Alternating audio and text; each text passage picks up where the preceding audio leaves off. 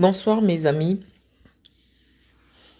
Je souhaitais laisser une communication à la suite des interpellations que j'ai reçues ce jour. Je vous ai dit que je suis dans un conflit intellectuel avec des personnes sur Internet et je voulais vous prier, pour vous qui n'êtes pas habitués à ce type de communication, de ne pas vous sentir concerné parce que je n'ai aucune obligation de me comporter comme ça vous convient. Je ne vous connais pas. Je pense qu'à un moment donné, il faut qu'on arrête la sorcellerie sur les réseaux sociaux. C'est la raison pour laquelle j'ai décidé d'intituler ce direct que je laisse sur cette page La jalousie des Camerounaises en Europe. Parce que oui, malheureusement, ce qui se passe sur les réseaux camerounais, parce qu'on peut même pas appeler ça réseaux sociaux camerounais, ce qui se passe entre les Camerounais de la diaspora est ce que je vous ai dit dans un premier temps, le reflet de leurs peurs, de leurs inquiétudes, mais aussi des jalousies qui peuvent naître du fait que certaines personnes pensent que le fait d'être né dans un même pays devrait nous garantir le même destin. Et dès lors que vous n'avez pas le même destin, il y en a qui ont des frustrations, il y en a qui se sentent obligés de ternir, de salir. Et même aujourd'hui, on a vu une de nos compatriotes, Madame Beyala, Kiki Beyala, qui a échappé à la mort ce jour. Je crois que je viens de lui laisser tous mes encouragements parce que lorsque ce buzz est intervenu, je n'ai pas voulu me prononcer parce que je me dis, bon, c'est pas sur tous les sujets que je vais intervenir, d'autant plus que ça ne me concerne pas. J'ai vu Kiki Beyala depuis un certain temps dans des amitiés apparemment très solides avec des gens d'une certaine communauté. Et donc malheureusement, elle a peut-être eu quelques propos qui, ma foi, je qualifierais de malheureux, mais qui ont failli lui coûter la vie ce jour. Parce que ce n'est pas tout le monde qui est préparé psychologiquement à subir le harcèlement des réseaux sociaux. Tout le monde n'est pas fait pour subir le harcèlement. Et donc, cette femme a failli perdre la vie aujourd'hui. Et pendant qu'elle publie ces images de son accident qui, ma foi, si elle est sortie de là vivante, c'est uniquement parce que Dieu veut lui donner un avertissement. Je parle de Kiki parce que je l'ai déjà vu plusieurs fois. J'ai fait des émissions où elle m'a invité. Et depuis un moment, bon, c'est vrai qu'elle m'avait écrit quand j'étais au Cameroun pour me dire qu'elle allait au Canada. Elle est sur ma page Facebook, on n'a plus jamais parlé. Et je peux comprendre la raison pour laquelle elle n'est plus entrée en contact avec moi, mais ce n'est pas le lieu de venir développer. Au vu de ses relations, je pense qu'il était de mauvais ton qu'elle puisse afficher une certaine proximité avec des personnalités comme moi. Et donc elle était sur ma page, elle n'a jamais commenté, elle n'a jamais envoyé un message, même lorsque je traversais des moments très très difficiles. Je me souviens que la seule fois qu'elle m'avait dit, mais ma soeur, tu es solide, hein, de supporter la guerre avec tout ce monde-là, tu es très solide. J'ai dit, moi je suis habitué et j'ai choisi de devenir une personnalité publique au Cameroun. Alors Kiki a eu des propos, je ne peux pas dire malheureux parce que il y a des gens qui se sont battus au Cameroun pour qu'il y ait la liberté d'expression. Il y a des gens qui sont morts au Cameroun pour qu'il y ait la liberté d'expression. C'est-à-dire la liberté de conscience, la liberté d'expression. Que chacun puisse verbaliser ce qu'il pense dans son cœur. Mais j'ai dit de mon côté que je ne parlerai plus de la vie publique camerounaise. Parce que le niveau de haine que les Camerounais ont développé entre eux est devenue infecte au point où moi je ne me sens plus déterminé à faire partie de cette communauté nationale-là. J'ai décidé moi de me retirer parce que la chance que j'ai, c'est que Dieu m'a donné la sagesse. On ne peut pas se battre idéologiquement. Idéologie veut dire quoi? Au niveau des idées, idéologie, avec une population ou un peuple dont 90% est illettré. Le peuple avec lequel vous voulez avoir des combats, pas des combats même, je veux dire, des débats idéologiques, est un peuple où, quand vous rencontrez 10, 9 n'ont pas traversé la 3e. Et lorsque vous vous rendez compte que vous êtes dans un tel conflit, avec des gens qui n'ont pas votre niveau intellectuel, le mieux, le plus intelligent, serait de ne rien dire. Donc mon mot d'ordre, ce soir, pour les Ekans, les Boulous, les Ewondo, c'est de ne plus rien dire sur la place publique en ce qui concerne la vie publique et politique du Cameroun. Ceux à qui ce qui se passe au Cameroun, qui se sentent trop mal, à qui ça pique, laissez-les parler sur Internet. Donc je vous demande de ne plus jamais verbaliser vos opinions politiques. Que vous souteniez Paul Biya, que vous ne souteniez pas Paul Biya, je demande à tous les Boulous, à tous les Ekans, d'abandonner l'espace médiatique, médiatico-politique à ceux qui pensent qu'ils ont la légitimité d'être Camerounais plus que tout le monde. C'est le mot parce que tout à l'heure, je venais de voir passer ça sur mon fil d'actualité. Je vous demande mon mot d'ordre. Plus aucun débat politique. Parce que lorsque quelqu'un veut combattre, s'il n'a pas d'adversaire, à un moment donné, il ne va pas combattre. Le vote est secret et discret. Chacun va se lever, il ira dans l'urne, dans l'isoloir, il sera seul. Et les urnes au Cameroun vont parler. Il n'y a pas d'argumentaire à faire avec 90% d'un peuple illettré.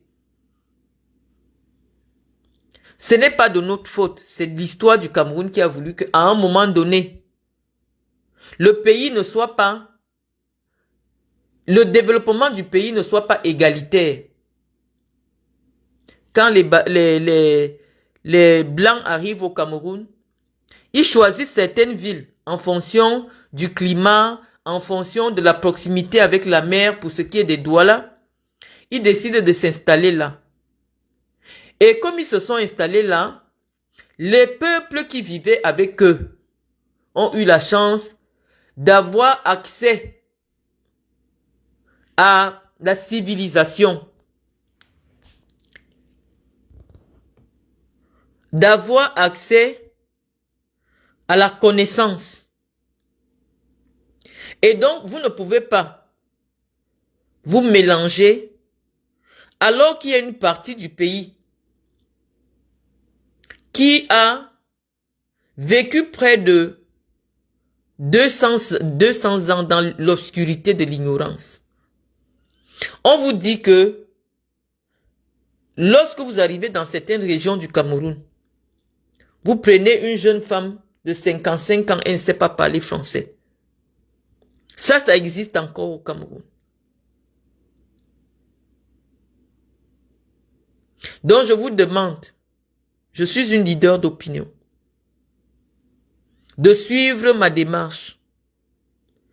Ne commentez plus sur rien qui concerne la politique et le pouvoir au Cameroun. C'est un conseil. Parce que Kiki a failli perdre la vie aujourd'hui. Je vous dis qu'il y a des gens qui sont rentrés dans une dimension où le combat politique sera aussi un combat spirituel. Et si vous n'avez pas les garde-fous, si vos parents en mourant ne vous ont rien laissé, ne venez pas dans ces choses-là. Parce que vous voyez, Marlène, elle est là-dedans, telle personne. Non, nous sommes des dépositaires d'un pouvoir ancestral. C'est-à-dire que nos ancêtres ont dirigé des gens au Cameroun, ont été au-dessus des gens au Cameroun. Si vous n'êtes pas sûr de vous, n'entrez pas dans ces combats-là. Ce que vous pensez de vos voisins, ne dites plus sur la place publique. Ça doit être le mot d'ordre pour 2025.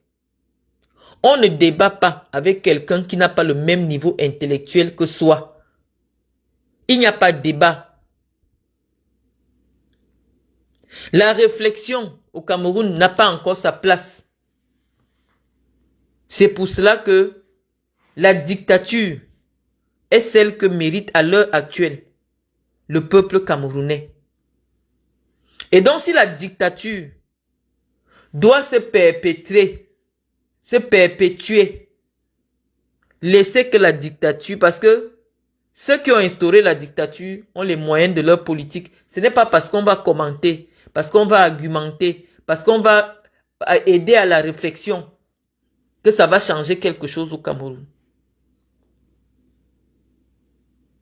Donc mes amis, mes frères et sœurs qui me suivez, mon mot d'ordre sera pas d'intervention publique pendant toute la période préélectorale qui va s'ouvrir dans quelques jours jusqu'aux élections.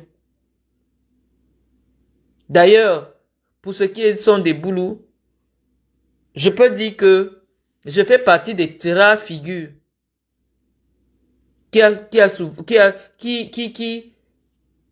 apporte une contribution intellectuelle sur les réseaux sociaux. Et donc moi j'ai pris la décision de ne plus jamais dire un mot en ce qui concerne la gestion du Cameroun. C'est une démarche qui est stratégique pour protéger mon peuple, pour protéger ceux qui entendent ce que je dis. Ne disons plus rien, que ce soit bien, que ce ne soit pas bien. Ne disons plus rien. Laissons-les faire.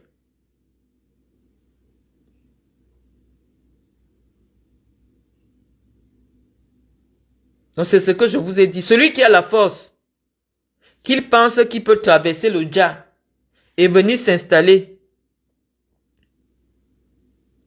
sur les tombes de René Djamafane, qu'il traverse, il vient s'installer.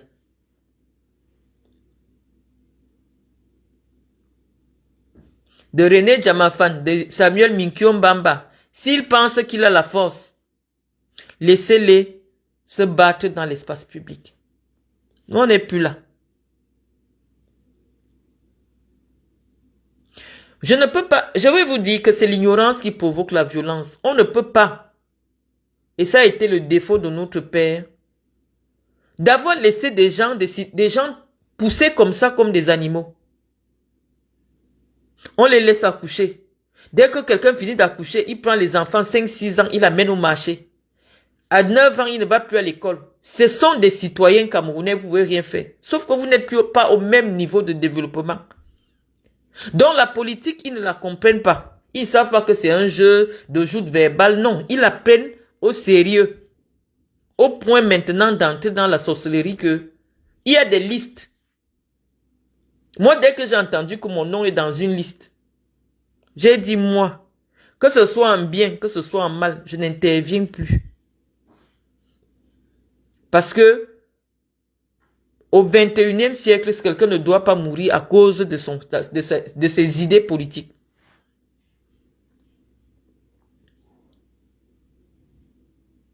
Donc, je demande, Massile Solange na, mai engongo amonyango mai mna ngoni ton, vijamda ono ojo majo.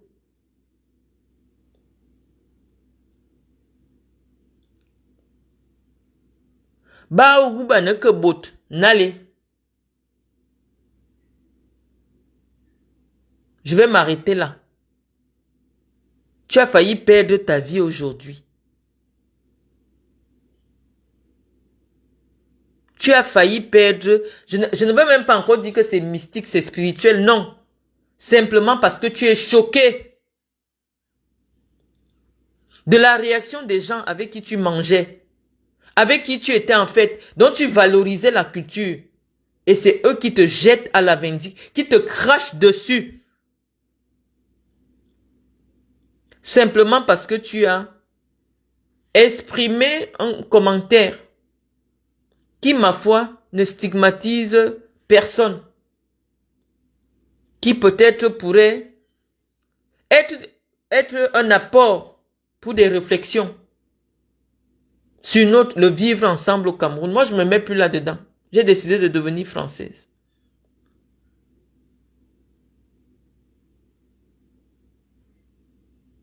Donc, c'est ce que je voulais dire pour Solange.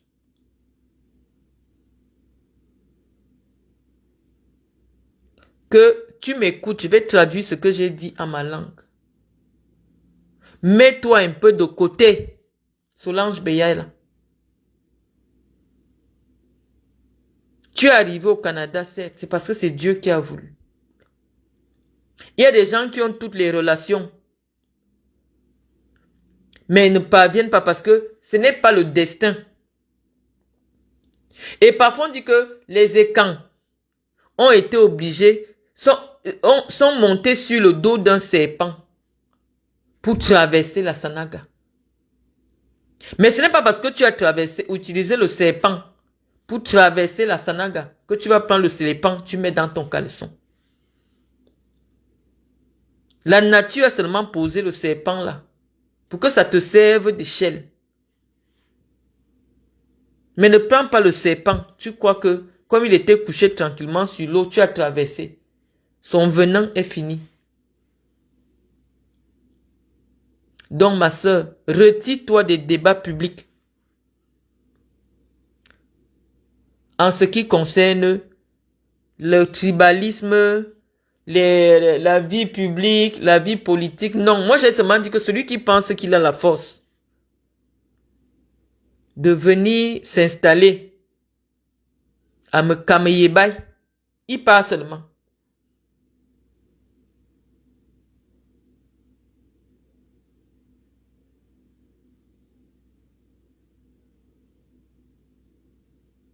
Chacun va protéger ses terres avec les moyens qui sont les siens. Moi, je sais que un boulot à Samblima n'a jamais vendu le terrain à quelqu'un qui vient de Mbalmayo. Que tu sois même de Mbalmayo, je n'ai jamais vu un Néondo de Mbalmayo acheter le terrain à Samblima. Moi, je pense que c'est la solution. Que chacun reste un peu d'abord chez lui. Et qu'on apprenne d'abord à bien se connaître. Pour apprendre à se tolérer.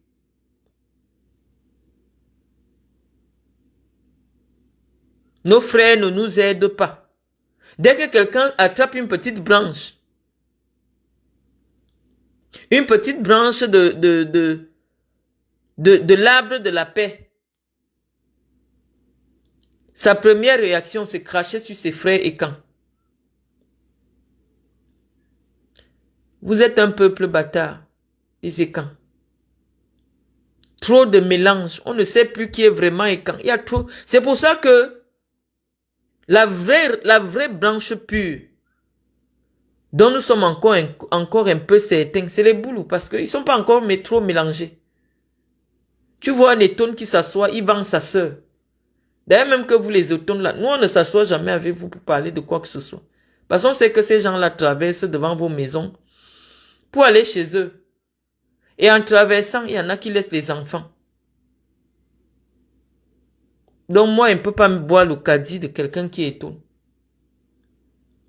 Je ne sais pas comment vous faites là-bas, mais moi, je ne peux pas m'asseoir et boire le caddie. Nous avons dit que les gens qui partagent la même route, ont des liens. J'ai vu Gaston Abbé livrer sa propre sœur à la vindicte populaire. Si elle mourait aujourd'hui, tu es devenu le censeur de quoi? Serval, j'ai fait le lycée Leclerc avec toi. C'est vrai que tu étais vieux par rapport à moi. Tu as refusé l'école. Maintenant, tu veux venir devenir un intellectuel sur les réseaux sociaux. Oh, tu n'as pas de connaissances. Ton père avait l'argent. Tu es un gosse de riche. Je crois que ton père s'appelait Modo. Ou Bodo. Ou Modo ou Bodo. Tes petites sœurs et tes sœurs ont pu aller à l'école. Pour toi, tu veux devenir un intellectuel avec le cerveau vide. Tu parles de tout et surtout sans consistance. Chacun a le droit de faire la politique, mais tu n'as pas fait l'école, Valsero. Tu n'as pas fait l'école pour avoir le recul, pour analyser tout et n'importe quoi sur les réseaux sociaux. Et comme toi, tu as déjà réussi à faire souvent faire les promotions de tes soirées en Europe, dès que tu vois un petit, si tu peux vendre un petit contre une place dans tes soirées, tu le fais. C'est ton droit. On ne peut pas penser un pays en ignorant l'histoire culturelle, l'histoire politique de ce pays-là. Ce n'est pas possible.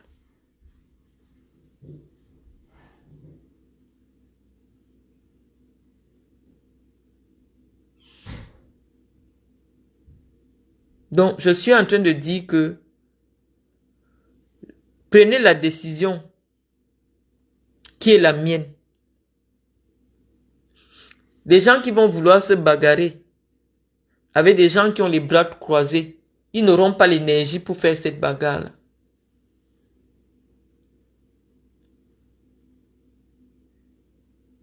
Chanceline Choco, je vais te bloquer de ma page. Chez moi, il n'y a pas d'affirmation gratuite.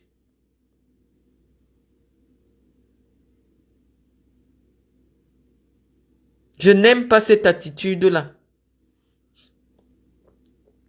Quand il y a quelque chose de sérieux, on prend le temps, on en parle. Après, je sais que vous êtes venu pour le Japap. On va faire le Japap après. Mais il y a quelque chose de terrible qui vient d'arriver. Et toi, qu'est-ce que tu fais? Tu viens écrire que l'autre,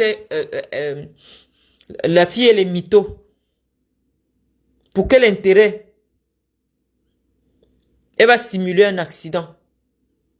Je connais sa voiture, je voyais sa voiture, elle est amie avec moi sur Facebook.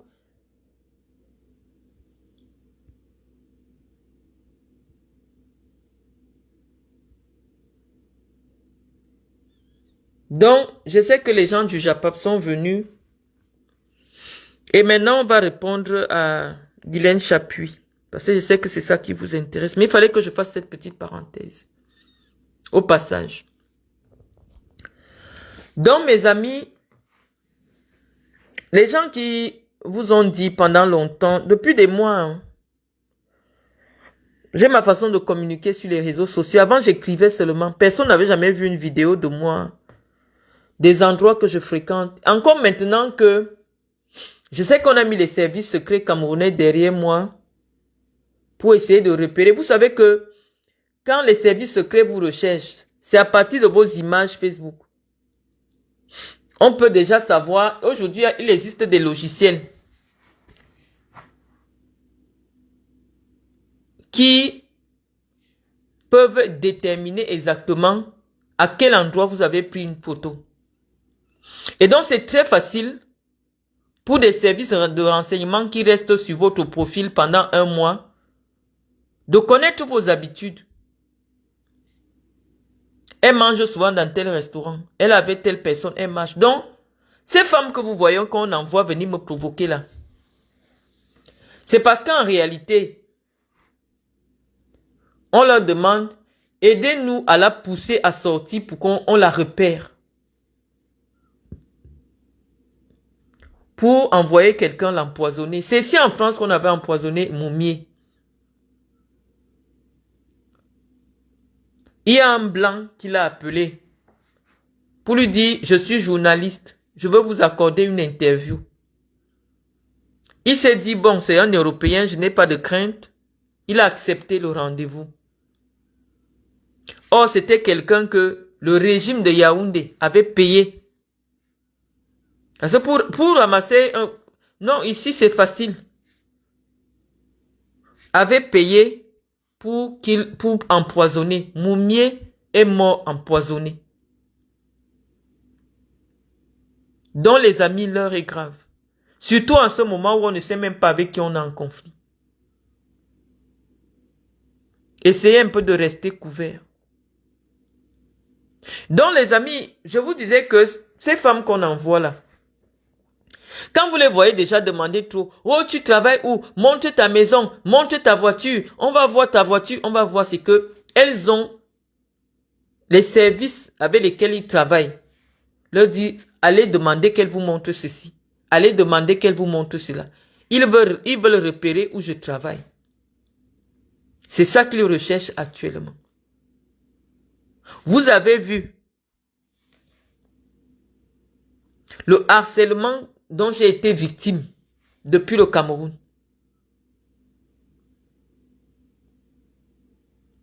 Mais j'ai tenu tête pourquoi? Parce que moi j'ai grandi au milieu des gens qui font le renseignement. Je vous dis que ici en France, on est capable pendant que vous dormez de venir démonter votre voiture. J'avais déjà parlé de ça quand la fille qui se faisait passer pour un docteur là, Cha Chuan Yongzhou avait fait l'accident. Je dis mais vous êtes naïf au Canada. Je vous dis que la DGE travaille essentiellement à l'étranger.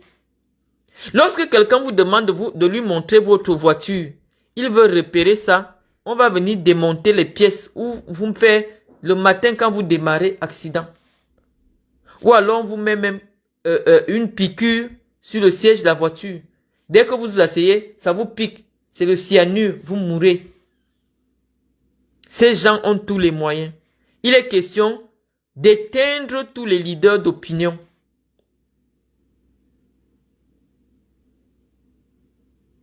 Oui, c'est bien ce que je dis, que c'était un blanc, un agent, qui a tué Moumié.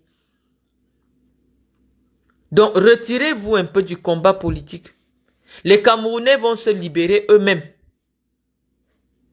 Ce n'est pas parce que Dieu nous a permis de sortir du Cameroun qu'on pense que nous sommes redevables de quoi que ce soit au Cameroun. Non. Abandonnez un peu ce champ-là, qu'ils se débrouillent là-bas.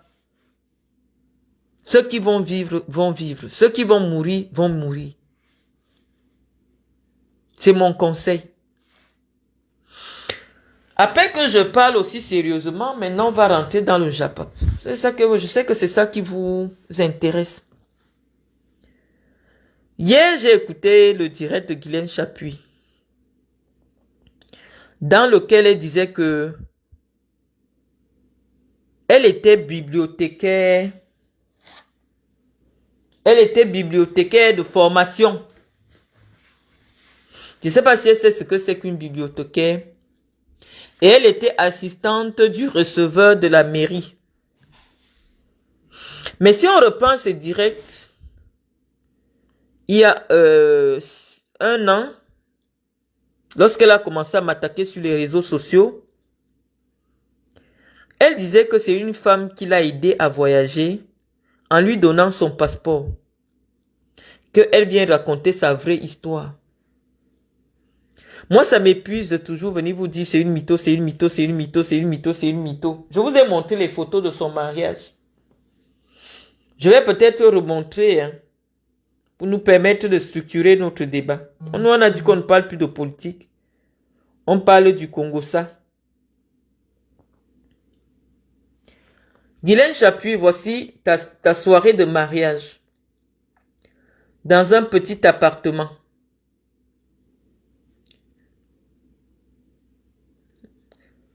Tu n'as même pas eu 1000 € pour organiser ton mariage. Voilà les tables de ton mariage. Tu parles souvent de décoration. Je dis que soit tu es malade mental, soit tu es profondément... je ne sais pas ce qui t'a atteint à ce point. Mais aie quand même pitié de toi. Si moi je ne me montre pas, c'est parce que quand je me montre, ça fait mal au cœur à plusieurs personnes. Tu vois la vidéo du dîner avec mes enfants, dans ma belle famille, chez mon beau-père. Lorsqu'on me voit, ce que je dégage, on te voit, nous ne sommes pas pareils. Je ne sais pas me vanter, je laisse toujours les yeux tranchés. À quel moment un tel mariage, un tel appartement, et l'appartement, te voici, hein. Comment tu étais habillé en plein hiver, avec tes deux pieds gauches. Voilà tes jambes. Te voilà. Tu avais un déguisement le jour de ton mariage. Tu nous fais comprendre que tu as épousé, ton mari était directeur commercial. Il était directeur commercial de quelle entreprise? Et je veux te dire que, après avoir découvert que tu t'es marié en 2012, je ne sais même pas 2012 exactement, hein. Parce que si François Hollande était déjà président en 2012, et sa photo était déjà sûre, parce qu'il a été élu en mai 2012. Toi, tu t'es marié le 6 décembre 2012. Ça signifie que quand moi je me suis marié, tu avais 6 ans de mariage. Tu avais 6 ans de mariage. Mais lorsque je me suis marié, tu t'es assis sur Facebook. Tu as dit, oh, toi, tu as déjà fait 20 ans de mariage. Et quand tu avais épousé ton mari, il avait 42 ans. Va y réécouter tes vidéos. À un moment donné, tu devrais avoir honte. Ta vie ne cadre pas. Je ne sais pas comment te le dire. Je ne suis pas... Je ne sais même plus. Parce que je ne sais pas, j'ai laissé le soin. Tu as demandé de montrer. J'ai monté ma cuisine. Voici ma cuisine. Je voulais te montrer ma cuisine. De l'ancienne maison, là où moi je vivais. Voilà ma cuisine. Tout le monde la connaît. Et je vais montrer ta cuisine. Pour dire que j'arrête le débat. J'arrête le débat. On ne se bat pas avec les moins que rien. Ta vie, c'est dans ta tête. Voilà ta cuisine. Au Cameroun, dans l'appartement que tu lui alloues à 800 000. Voilà ta 800 000 dans ta tête. Tu as parlé de mes enfants. Tu dis que toi, tu avais décidé d'avoir les enfants. Moi, je ne peux pas nier que j'ai des enfants de pères différents puisque Iris n'a pas le même père que Cynthia.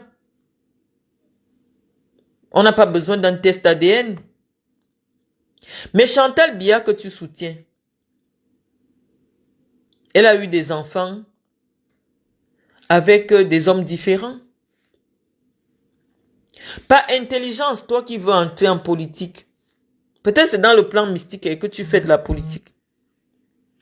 Est-ce que tu penses que les raisonnements que tu tiens souvent dans l'espace public, les dames qui viennent te suivre, qui veulent t'aider à entrer en politique, quand elles te suivent dans les discours, qui vont rester toute la vie, qu'on ne mélange pas plusieurs spermes pour faire les enfants, alors que la femme sur laquelle tu comptes, la femme que tu dis que tu viens soutenir, elle a des enfants de pères différents. Est-ce que tu ne penses pas un moment que tu es en train de la frustrer avec ton discours des enfants qui ont un seul père et tu te soutiens comment, comme il te manque de la connaissance? Que parce que quand tu prends plusieurs spermes, peut-être dans les spermes que tu as pris, il y a les spermes des enfants, il y a quoi? Les gènes Tu voulais dire les gènes, comme tu es une analphabète. Je vais parler comme toi. Les spermes des gens qui ont tué, les spermes de ceci, tu fais les enfants avec. Guylaine Chapuis. Quand on prend tes enfants, celui-ci est couvert de tatouages. Partout. Regarde, le voici. Ça, c'est ton enfant. Hein. Je vais bien le montrer. Il n'a pas le sang noble.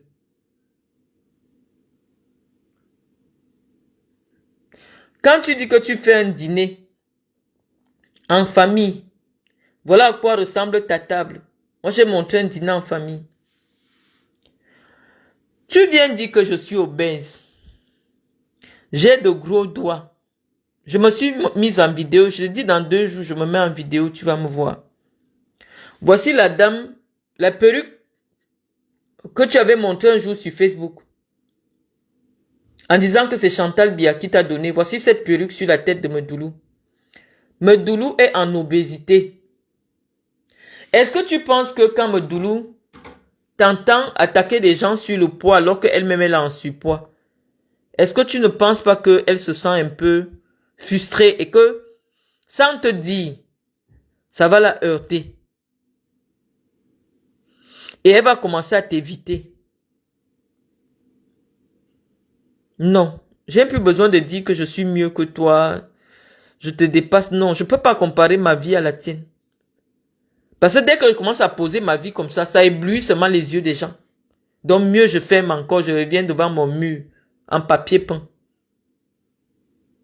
Parce que oui, malheureusement, par décence, quand tu n'es pas de la même catégorie que quelqu'un, tu ne compares pas ta vie à la sienne. Serge Anango, qui est venu avec le débat de la richesse et de la pauvreté. Des gens, parce que, en fonction du lieu où il travaille, je vais vous te dire, sa femme travaille à la Croix-Rouge française. Lui, il dit qu'il est riche sur Facebook. Hein. Mais je vais te montrer le salaire de sa femme. C'est sur son compte bancaire, je vais bien montrer, écarter, les Camerounais vont voir. Sa femme qui est blanche, qui l'héberge, gagne 1677 €. Voilà ça. Salaire Magali Boursier. Salaire en votre faveur. Voilà ça. 1677 €. Donc, quand toi tu t'assois, Anango a des enfants avec la blanche, il vit avec la blanche. Est-ce qu'elle est eu moins que rien parce qu'elle gagne 1600 €? Elle est ouvrière. Elle n'est pas cadre d'entreprise. Son salaire est de 1600 €.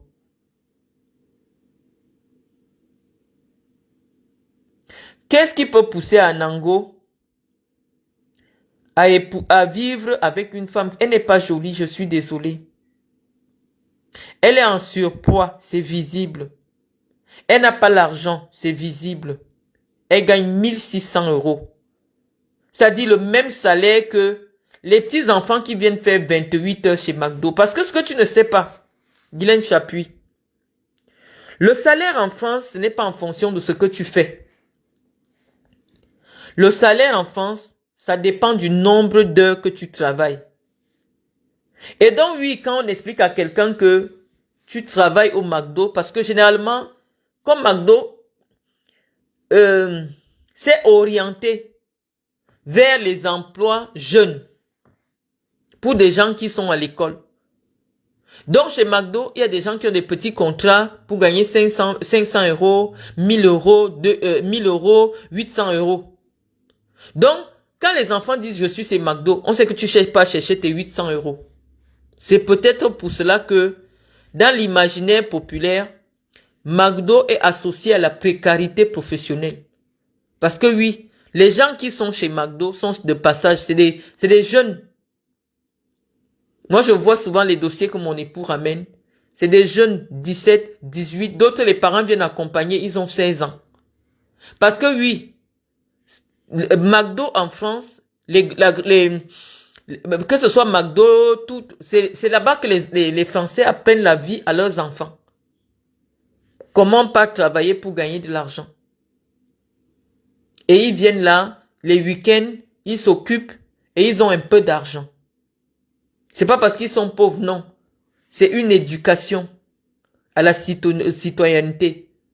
Parce que ce que tu ne sais pas en France, tout le monde a l'obligation de travailler ce qu'on appelle la journée de solidarité.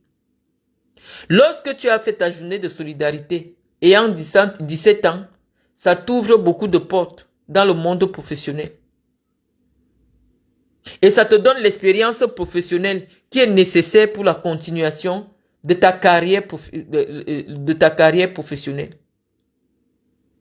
Donc, la femme d'Anango ne travaille pas chez McDo. Elle est obèse. Elle ne travaille pas chez McDo. Je ne sais même pas où s'il y a un McDo à Gétigné, là où il habite. C'est un village paumé. Quand je ferai un direct sur lui, je vais vous montrer sa maison et son adresse. Peut-être pas son adresse parce qu'on évite les poursuites, mais je vais vous montrer sa maison. À Gétigné. Sa femme est obèse, ses enfants sont obèses. Mais ils ne vont pas chez McDonald's. Lui-même, il était en obésité morbide. Il a eu peur pour sa vie, il a maigri. Mais en maigrissant, il a même encore mis sa vie en danger. Il ne mange pas chez McDo parce que là où il habite, il n'y a même pas McDo. Pour que Anango arrive là où il y a le premier McDo, il doit faire au moins 20 km. Parce que c'est un coin paumé de l'Ouest-Atlantique. Donc quand tu viens dire que mon mari, il a du poids parce qu'il travaille chez McDo, je me demande que, mais attends. Anango avait du poids, il dit qu'il est ingénieur. Il mangeait où? Je ne t'ai jamais vu dans un restaurant étoilé. Je ne sais même pas si tu sais ce que c'est. Quand je vois le niveau basique de ta culture occidentale, c'est quoi? Je dis que j'ai même jusqu'au menu qu'on a servi à ton mariage. Tu es une femme des milieux réservés. Tu as vu ma tenue. Tu as vu comment je suis dans les vidéos. Tu as vu l'air que je dégage. On parle là il y a quelques mois. Tu as vu l'air que mon mari dégage?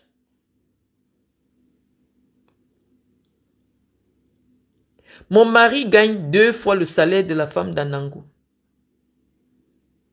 qui est de 10 ans, l'aîné de mon mari. C'est parce que tu es une mythomane. Tu as rencontré ton mari, il était au chômage. Et je suis sûr, ton mari ne vit pas en Suisse. Actuellement, là, je mets ma main au feu.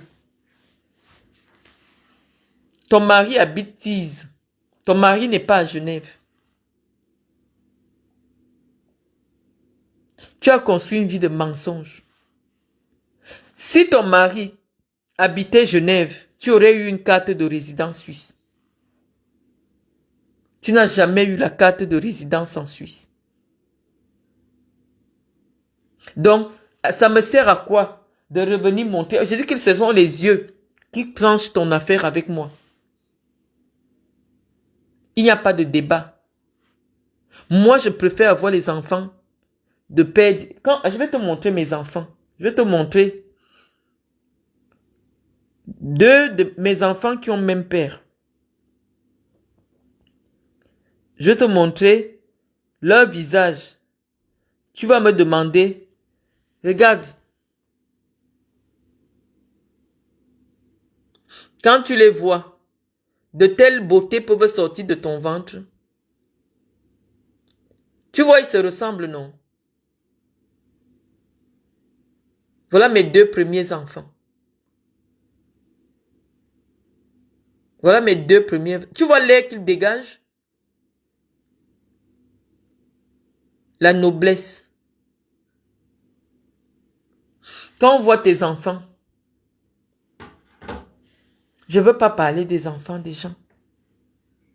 Parce que c'est déjà la sorcellerie. Tu t'assois à minuit. Oh, ces enfants. Oh, Iris, elle est petite, elle est déjà menteuse. L'enfant dit, mais attends. Quand papa me ramène souvent le McDo, j'aime pas trop, mais je fais semblant d'aimer pour lui faire plaisir. Le plaisir d'un enfant, c'est que mon mari, chaque fois qu'il rentre, que ce soit moi-même, que ce soit lui, on ramène toujours quelque chose à l'enfant. McDo, et mon mari aime lui donner des sandwichs avec des légumes à l'intérieur. Elle n'aime pas beaucoup. Or, quand moi je l'amène au poula du KFC, c'est du poulet. Donc là-bas, elle se gave bien. Or, mon mari lui ramène des salades, des tomates et tout. Elle dit qu'elle n'aime pas. En quoi une petite fille de 5 ans qui pense que McDo est associé à la qualité de nourriture qu'on sert là-bas, parce que McDo veut vraiment être dans la nourriture diététique. Et je comprends la méconnaissance que les Africains ont de McDo. C'est rare de trouver des Africains qui travaillent chez McDo. Ce n'est pas du racisme. C'est simplement que McDonald's privilégie dans le recrutement les gens qui ont la nationalité française. Parce que mon époux m'a expliqué que comme c'est très compliqué les procédures de recruter quelqu'un qui a le titre de séjour, parfois il faut m'envoyer la demande d'autorisation à la préfecture, ça prend beaucoup de temps. Eux, ils préfèrent privilégier les Français. Quand vous entrez dans un McDo, 99% de ceux qui travaillent, c'est des petits blancs. Donc, McDo, les Noirs n'entrent pas trop là-bas. Les Africains sont beaucoup plus KFC, Burger King, Quick. Et donc, oui, ça pouvait être des piles que mon époux vendait. Une chose est sûre, mon époux gagne plus d'argent que la femme d'Anango alors qu'il se dit riche. Et mon mari touche plus que ton mari. La pension retraite de ton mari parce que ton mari n'a pas suffisamment cotisé. Il était en précarité professionnelle. Étant auto-entrepreneur, il était en précarité professionnelle. Et ça se voit sur votre rythme de vie. Tu n'étais pas bien marié. Tu voulais les papiers. Et tu as pris le premier venu. Guylaine Chaput, la vie de mensonge.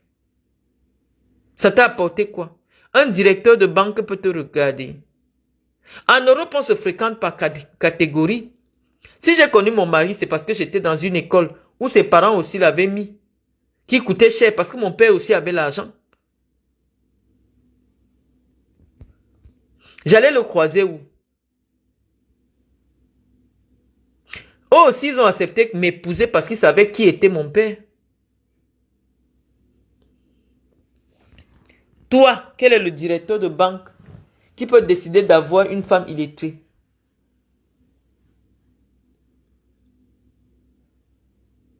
Donc, voilà Aminata qui est là et dit que c'est vrai. J'ai dit qu'il n'y a pas les noirs chez McDo. C'est pour ça que McDo a une... je ne sais pas si c'est une mauvaise réputation, mais... McDo, les noirs n'entrent pas à McDo. Ici, les gens se marient par catégorie sociale. Quand tu vois le domicile de mes beaux-parents, tu peux imaginer de quelle catégorie sociale ils sont. Le blanc est tellement radin que quand tu vois un blanc sortir la Rolls-Royce le jour de ton mariage, c'est des gens qui sont assis. Tu as vu mon mariage. Mon mariage avec mon mari qui travaille pour 3000 euros brut. Ça dépasse ton mariage. Ça dépasse ton mariage, c'est pas un débat. Quand on voit mes enfants physiquement habillés, leur rythme de vie, que ce soit leurs anniversaires, tout, on voit que mes enfants sont mieux que les tiens. Donc, il n'y a pas le débat. Je te dis, pose un seul titre de propriété en France. Tu n'as jamais posé. Ton mari n'est même pas propriétaire. Donc, notre débat va consister en quoi là maintenant? Tous les Camerounais ont tranché. On ne joue pas dans la même cour. On ne joue pas dans la même cour. Je te dis, je suis salarié. Je te dis, je gagne plus de 4000 euros. Je te dis déjà que je gagne plus de 4000 euros. Je ne sais pas ce que je fais. Si c'est laver les légumes qui me donne plus de 4000 euros. Parce que mon mari a 3000. Moi, j'ai plus de 4000. Je continue à laver mes légumes. Et la personne qui donne les informations souvent en Angola peut vérifier. Hein, parce que là, maintenant, je parle. On va vous mettre un jour mon bulletin de salaire. Un jour, je vais voir mon bulletin de salaire sur les réseaux sociaux. Donc, je laisse cette parole. Parce que je sais que on va vous sortir mon bulletin de salaire dans pas très longtemps. Puisque vous avez décidé que les gens qui ne sont pas d'accord avec vous, vous allez dans les administrations. Donc, je préviens déjà, ne soyez pas choqués. Je gagne plus de 4000.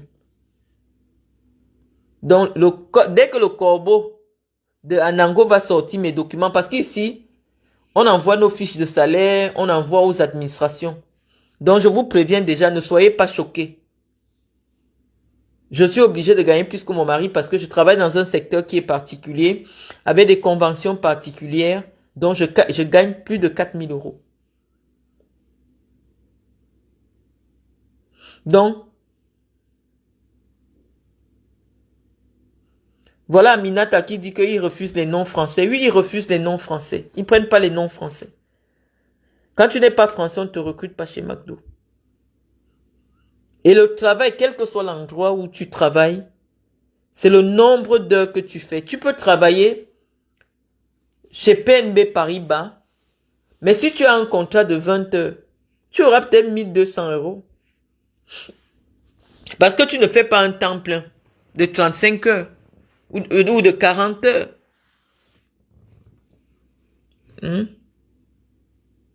Moi, par exemple, j'ai un 40 heures. J'ai 40 heures. Je travaille énormément. Donc, comme je sais déjà que ma fiche de salaire va atterrir sur Facebook, je vous préviens déjà. Je gagne plus que mon mari, mais c'est normal parce que je suis plus âgé que lui. Et j'ai plus d'expérience. Moi, on m'a choisi dans un poste spécifique de responsabilité. J'ai été recruté directement. Donc, voilà pourquoi quand on va vous publier ma fiche de salaire sur les réseaux sociaux, ne soyez pas surpris. Parce qu'ils veulent me montrer qu'ils me cernent. Ils sont déjà proches pour me cerner. Donc, je vous préviens déjà. Ces gens me recherchent et veulent me faire peur.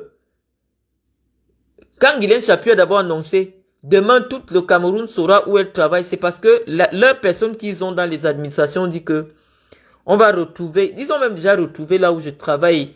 Si j'avais une paye de merde, ils allaient déjà publier. Mais je vous préviens, ça va tomber bientôt. J'ai plus de 4000. Et ça, ils sont déjà au courant de l'endroit où je travaille. Parce qu'ils ont besoin de ces informations pour savoir s'ils peuvent me nuire sur le plan professionnel. Et quand vous voyez Guylaine Chapuis revenir, les gens qui l'envoient lui disent, va parler ceci, va parler cela, va dire ceci, va dire cela pour le déstabiliser. Sauf que, moi j'ai grandi avec un père qu'on accusait d'avoir le serpent, qui suçait les règles des femmes. Donc en termes de harcèlement, je suis né là-dedans. Donc moi je suis aguerri. C'est simplement mon jeune époux, dont les parents ont tenu à préserver l'innocence. Qu'il se retrouve embarqué dans tout cela, c'est ça qui me gêne. Mais je vois, il tient le coup. Il tient le coup. Guylaine Chapuis, qu'il y a quelqu'un qui t'a dit, il faut faire la paix avec Marlène. On ne fait pas la paix avec quelqu'un qu'on ne connaît pas. Toi, tu connais Matezoa. Elle te vendait les faux sacs.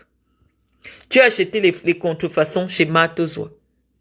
Son petit neveu venait livrer les contrefaçons chez toi. Elle a posé les factures sur Facebook. Tu as acheté les fausses chaussures Gucci chez Matezoa. Vous vous connaissez, mais moi tu ne me connais pas. Et tu sais que je suis très méprisante, c'est-à-dire que j'ai du mépris pour toi. Je ne peux jamais accepter m'asseoir avec toi. Tu as vu quand tu es venu au commissariat, tu voulais un peu t'amuser avec moi, j'étais giflé. Je ne veux pas de contact avec toi parce que socialement, nous ne sommes pas de la même... Toi, tes parents étaient pauvres. Les parents de Zoa sont pauvres, étaient pauvres. Vous êtes de la même catégorie sociale. Moi, je suis une fille de ministre. On n'a rien à voir ensemble. Au-delà que je sois une fille de ministre, j'ai fait de longues études. Je travaille. Je suis salarié en France. Dans un pays où tu n'étais jamais assis pour je ne sais même pas. À quel moment toi et moi on va se croiser? On va se croiser où? Les endroits où je mange, tu ne peux pas t'asseoir. Là où je suis invité, tu ne peux pas être invité. L'amitié, jusqu'à tu t'assois, tu veux déjà faire croire qu'on se connaît. Parce que tu es dans la manipulation. Oh, une amie qui te poignarde dans le dos. J'ai été amie avec toi quand? Je te connais où? C'est bon, hein, le téléphone. Je te connais où? Ce n'est que la sorcellerie. Donc, voilà à peu près. J'ai dit, je vais te faire les challenges qui vont fermer ta bouche à jamais. Mais tu ne peux pas fermer ta bouche. Parce que le malade ne voit jamais sa maladie. Demande aux gens si toi tu es le niveau de Marley. Tu comptes 400 euros. Attends, je vais te prendre ma facture de course de semaine. Je vais te montrer. Les parfums que je mets, tu ne peux pas les mettre. Si tu dis que tu as acheté beaucoup de parfums à 400 euros, ça veut dire que en termes de parfums, on ne joue pas encore dans les mêmes cours. Parce que je t'ai seulement montré la crème pour mon visage, c'est la prairie. J'avais déjà montré ça, c'est la prairie que je mets sur mon visage. 750 euros. Donc, toi, tu peux faire les courses de 400 euros pour les parfums. Tu vois combien j'ai acheté? 400 euros. Je t'ai dit demain, je fais un direct. Je compte 6 000 euros en direct. De l'argent de poche que j'ai sur moi parce que je dois faire les courses et des cadeaux de Noël aux enfants. Demain, je ne vais pas tirer au distributeur. Je compte devant toi 4 millions. Si tu peux faire pareil, le challenge continue. Tu me parles des affaires de 400 euros. J'ai dit demain, je fais le direct. Je n'ai pas dit après-demain. Demain, je compte 6 000 euros. 4 millions. Parce que pour Noël, je vais dépenser, j'ai 4 enfants, je vais dépenser 1500 euros pour chacun de mes enfants. 1500 euros que je vais donner pour chacun à mes enfants. Donc demain là, je te sors 6 000 euros.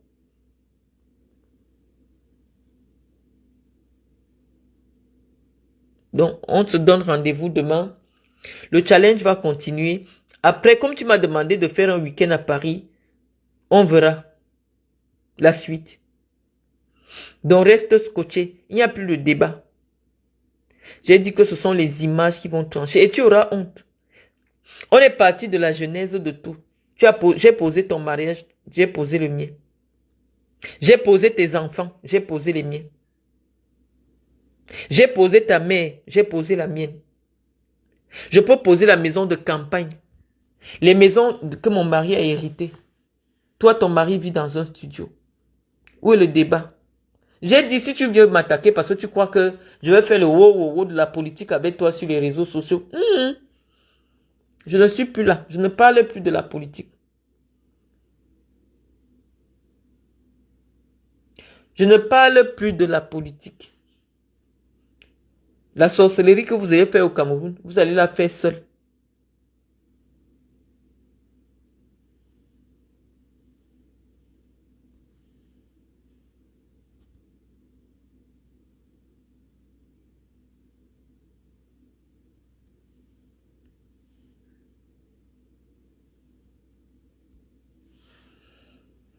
Donc, sur ce, les amis, c'est que vous êtes des couches tard comme moi. Vous m'avez demandé de dire quelque chose sur Marthe Zoa. Je vous ai dit, écoutez souvent mes directs. Vous les gardez comme des cours magistraux. Je vous avais dit que Zoa est dans une mise en scène. Et que cette femme a un mari de nuit. Et son mari de nuit, je lui avais déjà dit qu'il a honte. Et quand une femme a un mari de nuit, elle ne peut pas garder l'homme. C'est pour cela qu'elle est dans les églises réveillées. Oh, pour chasser le mari de nuit, il faut que tu sois déterminé. Zoa ne peut pas rester dans un mariage. Et l'homme qui veut même l'épouser va mourir parce que elle a un mari de nuit qui est jaloux. Son mari de nuit, parce qu'il y a des maris de nuit qui peuvent accepter que les hommes soient avec toi. Mais les maris de nuit qui sont jaloux là, ils tuent les maris. Ils tuent les hommes qui vont avec toi. Et le problème, c'est que c'est Zoa elle-même qui nourrit son mari de nuit. Elle ne peut jamais aller en mariage. Si tu insistes pour aller doter Zoa, tu vas mourir. Tous ceux qui ont assumé Zoa jusqu'au mariage sont morts. Jusqu'à aller donner de la dot sont morts. Il y a des gens qui vivent des souffrances. Vous savez, quand vous avez le mari de nuit là, l'homme ne reste pas. Même si vous lui donnez quoi. L'homme ne reste pas. Mais il faut qu'elle rentre beaucoup dans la prière. C'est pas facile de se débarrasser d'un mari de nuit. J'ai de la peine pour elle parce que pour qu'elle supporte, elle est obligée de tourner ça en blague, en dérision. Mais c'est humainement frustrant, quoi. Zoa ne faisait pas semblant, les amis. Zoa était vraiment amoureuse. En fait, pas amoureuse, mais elle est amoureuse de l'amour. Elle est amoureuse de l'idée qu'elle soit aussi aimée par quelqu'un. Parce que malheureusement, les filles qui se transforment en garçons pour porter toute la famille, elles résolvent les problèmes de tout le monde dans la famille. Mais personne ne se soucie d'elle. Est-ce qu'elle va bien? Est-ce qu'elle aussi? Non. Elle veut s'occuper de tout le monde, mais personne ne s'occupe d'elle. Donc le vrai défi pour les filles qu'on a transformées en garçons dans certaines familles, elle veut l'amour d'un homme, qu'un homme aussi s'occupe d'elle. Voilà le seul problème de Zoa. Sauf que dans certaines familles, quand on te donne l'esprit de réalisation, ça vient avec le mari de nuit. Tu ne pars pas en mariage. Parce que tout ce que tu bâtis pour ta famille, ils ne veulent pas que ça entre dans un mariage.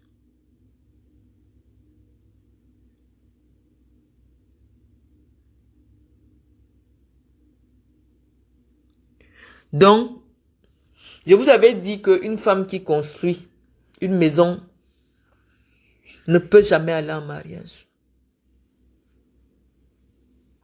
Donc, malheureusement, elle se donne des idées. Zoa veut quelqu'un, mais ne peut pas garder un nom.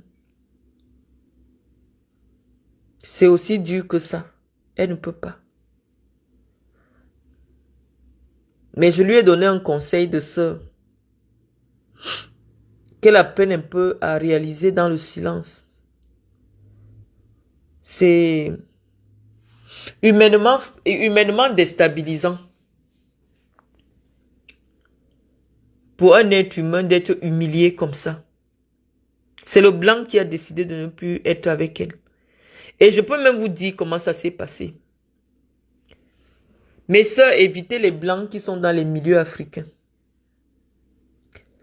Le blanc que vous rencontrez avec les Africains est un blanc qui écoute les conseils des Noirs. Et les Noirs sont très méchants entre eux. Je peux vous donner le fil de ce qui s'est passé avec Zoa. Zoa, très contente, s'est mis à publier le blanc sur les réseaux sociaux. Sauf que le blanc ne savait pas que les photos que Zoa faisait sur le lit avec lui, c'était pour partager au monde. Je vous dis que même le blanc fou est intelligent. Même le blanc, comme vous me voyez là, mon mari a dit que lui ne veut pas voir sa maison sur les réseaux sociaux. J'ai coupé un espace dans ma maison où je peux filmer pour mettre sur les réseaux sociaux. Et ça, c'est parce que c'est déjà mon mari. Tu restes chez le blanc, tu fais le direct. S'il voit qu'il y a 200 personnes qui ont vu, son intimité va se séparer de toi.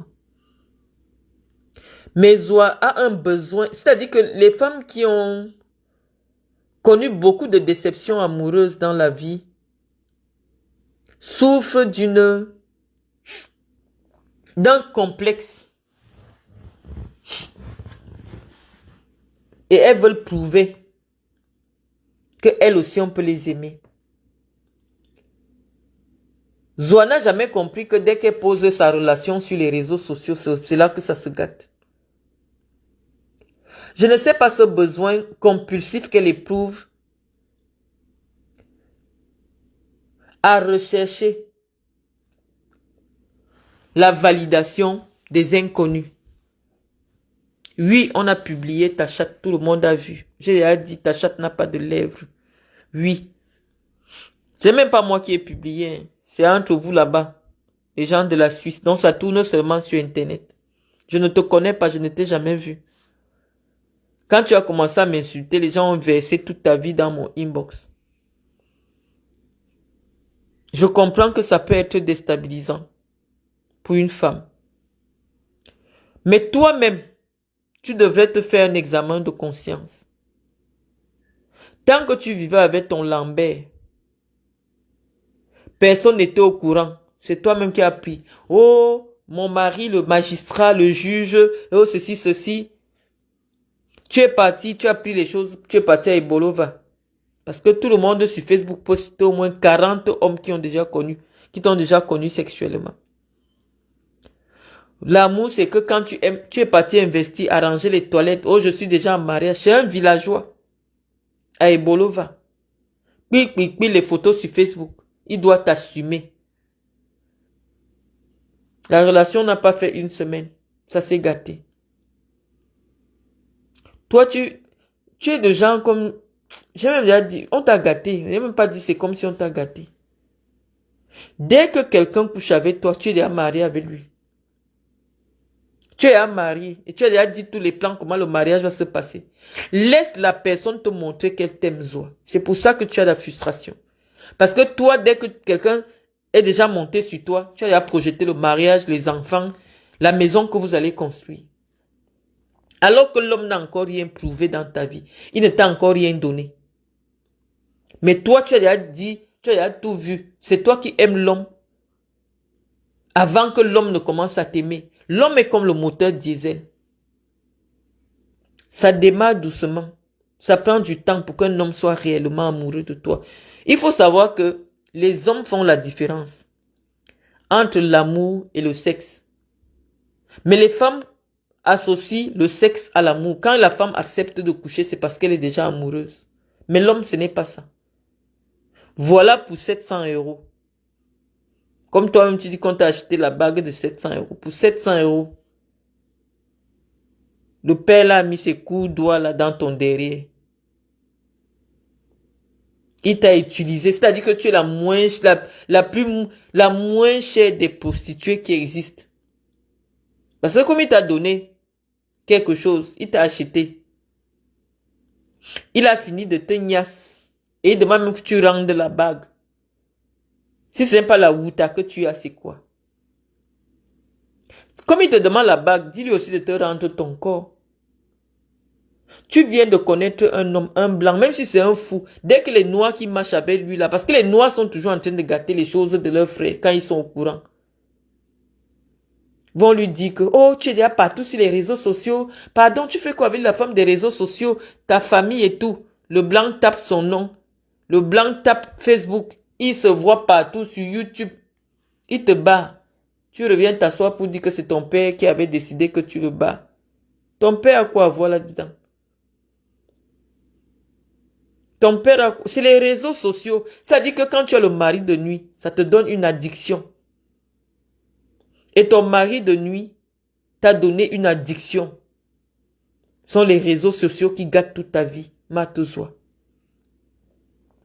Tu as rencontré quelqu'un où c'était le chauffeur d'un préfet, où c'était un préfet lui-même. Parce qu'elle te dit que tous les grands du Cameroun sont sur Internet. Je ne vois pas une personnalité en train de sortir avec toi. Ça devait être le chauffeur d'une autorité. Dès qu'il a vu sa voiture sur les réseaux sociaux, il t'a barré. On t'a barré le 14 novembre. Hein. Le 30 novembre, tu étais fiancé à une autre personne. Et le 15 décembre, tu as divorcé encore de la personne. Donc, en moins d'un mois, tu es passé à 2 relations. Tu n'as pas honte pour tes enfants, pour ta famille. Il y a des femmes qui sont plus frivoles que toi, mais elles cachent. Tu as quoi à prouver aux gens sur les réseaux sociaux? Donc c'est vraiment déplorable. Je ne me réjouis pas Je t'ai dit que tu cherches beaucoup ce qu'on appelle les relations pansement. Accepte un jour d'être seul avec toi-même. Ce n'est pas grave si tu n'as pas de relation. C'est parce que tu ne veux pas encore accepter les relations que Dieu veut pour toi. C'est pour ça que tu ne trouves pas quelqu'un. Parce que tu es dans la compétition. Et la compétition te pousse à faire quoi? À venir faire le mounting, le proving sur les réseaux sociaux. Dieu veut que tu travailles d'abord la partie où tu peux accepter un homme. Pas pour les réseaux sociaux, mais pour toi-même en fonction de tes besoins. Quand tu seras disposé comme ça, que Dieu va briser tous les trucs qui t'empêchent de vivre ta vie pour toi-même. Tu n'auras jamais l'homme. Personne n'accepte partager son intimité avec des inconnus. Moi, aujourd'hui, pour que je parle avec des personnes, je dois montrer un mur.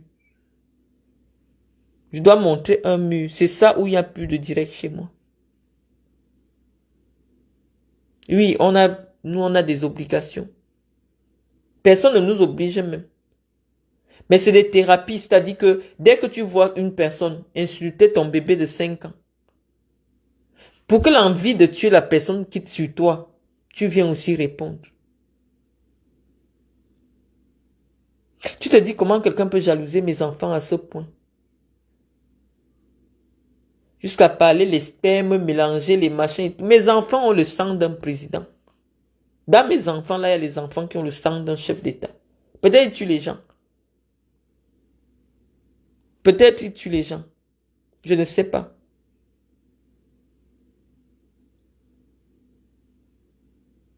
Michel Njanga Manga, quitte ma page avant que je ne te bloque. Ma page Facebook, ce n'est pas un média pour avoir des débats constructifs. Quitte ma page parce que moi, je vais te bloquer. Donc, sur ce, les amis, je ne veux pas m'énerver, je vais raccrocher. Et à très bientôt.